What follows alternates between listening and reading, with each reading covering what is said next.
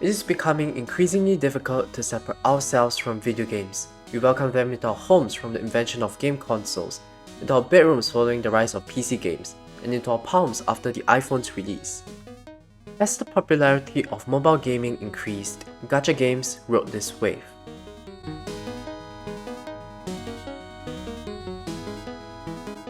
For those who aren't familiar with gacha games, the name gacha comes from the Japanese term gachapon.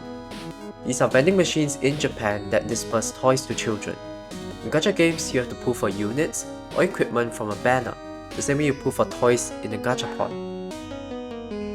Genshin Impact is one of the more mainstream gacha games, averaging about 60 million monthly players. I don't think it's necessarily bad to play gacha games. That's my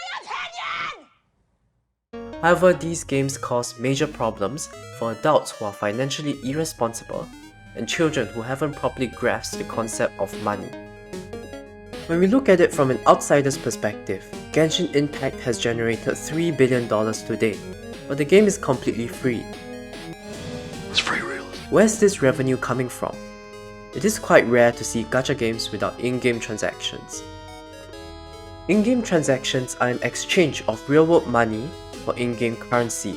You can then use these currencies to pull for units in the gacha, and this is actually where most of their revenue comes from. First, let's discuss how they get you addicted to the summoning system. Many games place priority on their summoning system. In Genshin, there's a very nice preview animation where shooting stars fall from the heavens. These animations are meant to draw out the summoning process, so there's a build-up of anticipation. For units of higher rarity, they animate sparks or flashes of colors. It's very likely that these animations are meant to create a Pavlovian response to summoning units. What is a Pavlovian response? Well, they pair a natural stimulant with a previously neutral stimulant. This pulls focus away from units and places it on the gacha aspect of the game. This effect is displayed on YouTube, where videos of people using the gacha system garner more attention compared to people testing the units. The Pavlovian response is important because when you receive the unit, you slowly get bored of it. Your brain craves the stimulation and excitement of pulling the gacha. You are conditioned to feel happy with the sparks that appear during summoning. Of course, the natural stimulus must still exist. This is why games release unit after unit after unit, so there continually exists a reason for you to pull when you're getting a new or meta-defining unit to play with. The game's meta is a roster of ever-rotating units. Meta units have mechanics so strong they will basically overpower most units without any effort.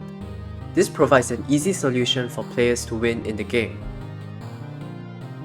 This is where the least effort principle comes in, as players flock to new units that define the meta. Developers are able to release new units with even stronger mechanics or playstyles that counter the old meta. For players that don't follow the meta, gacha developers try another tactic: limited events. Don't worry about limited events, developers will almost certainly bring them back, as players who missed the previous limited runs will be more susceptible to caching, just to avoid missing the event again. Let's move on to how developers manipulate you during the summoning process. At the beginning, games provide you starter banners with either higher drop rates or guaranteed pulls. You just got the taste of getting a rare unit and you start to believe that your luck is better than it actually is. This is the hot hand effect at work. Some games don't give you the rare units outright. You have to acquire them in a starter pool with a guaranteed drop rate. Gacha games also implement the pity system, which is highly praised. Yes, it's great for players with good self-control, but remember that these games are designed as much as possible to get you to pay. If an implementation reduces the game's overall revenue, they would never add it. The problem with pity is that it gives you a milestone to reach, bringing about the sunk cost fallacy. The amount of resources you have to invest in each banner is higher due to the implementation of imprints. Imprints unlock stat boosts or bonuses to units and are sometimes crucial for the units to become meta. There are news headlines of children or adults spending ridiculous amounts of money in gacha games. Gacha games are experts at marketing packs to you. They abuse the framing effect, having low value packs next to high value packs. They console you into parting with your money as you think you're getting a good deal. This spending snowballs each month as you justify buying more expensive packs. People who don't play Gacha find it absurd that players are willing to throw large sums at the game. The worst pack is arguably the monthly packs. Yes, they are great value packs, but the promised resources come in so slowly. You promised my son that you're going to give him free Robux. Forcing you to play the game daily to collect them and testing your patience as the day left on event banners count down. The final reason that people cash is due to gaming communities. Yes, society, everyone's scapegoat, but it really does play a huge part. On social media such as Reddit, you see other people in the gaming community showing off their meta units or lucky pulls.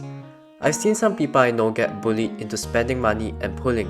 What's worse, those encouraging others to spend only do it out of the hope to see others throw away their money at the game or getting nothing and living off their misery.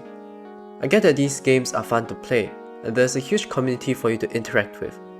I just hope that people are able to recognize these tactics and set hard limits for their spending before the point of no return. I hate to see people so miserable due to throwing tons of money at a game, regretting it only to do it a few days later. This guy made a video already? God damn it!